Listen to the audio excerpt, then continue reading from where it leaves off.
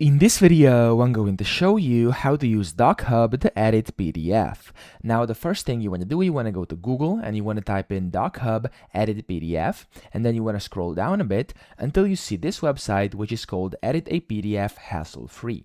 Click on that, and you can also go to this link if it's easier for you. And here it says you can edit a PDF by just dropping it here to upload. So I'm going to click on Select a Document, and then I'm going to select this random PDF, or you can of course just drop it in case you have lying it around over here.